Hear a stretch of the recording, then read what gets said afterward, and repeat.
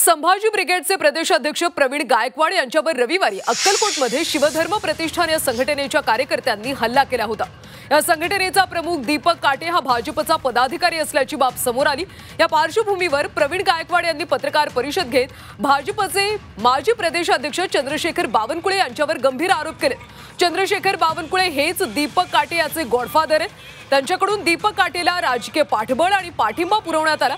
त्यामुळे माझ्यावर झालेल्या हल्ल्याचे मास्टरमाइंड चंद्रशेखर बावनकुळे हेच आहेत असा आरोप प्रवीण गायकवाड यांनी केला। गायकवाड यांचे आरोप बावनकुळेंनी फेटाळले।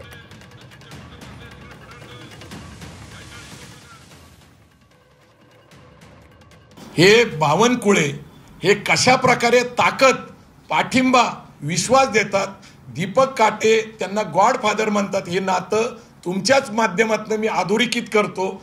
माझी आज अशी मागणी आहे की सरकारला जर नैतिकता शाबूत असेल तर या घटनेचा मास्टरमाइंड हे बावनकुळे आहेत। ते आता महसूल मंत्री आहेत, ते 2 नंबरचे मंत्री आहेत, ते खोटं बोलतायत सभागृहात आणि प्रचार प्रसार माध्यमापुढे। चंद्रशेखर बावनकुळे कधी जातीपायीचं समाजाचं राजकारण करणारा कार्यकर्ता नाही आहे आणि असे मास्टरमाइंड वगैरे आमच्या डोक्यात नाही आहे कधी। आम्ही संस्कार संस्कृतीने काम करणारे कार्यकर्ते आहोत आणि त्यामुळं मी आधीच सांगितलं अशा घटनांचा आम्ही निषेध करतो आहे। प्रवीण गायकवाडसोबत झालं ते चुकीचं झालं आहे, त्याच्यावर प्रचंड कारवाई करण्याची गरज आहे आणि त्यामुळं असं जर कोणी माझ्याबद्दल म्हणत असेल त्यांना त्यांचा लखलाभ आहे, त्यांचा विचार त्यांना लखलाभ आहे।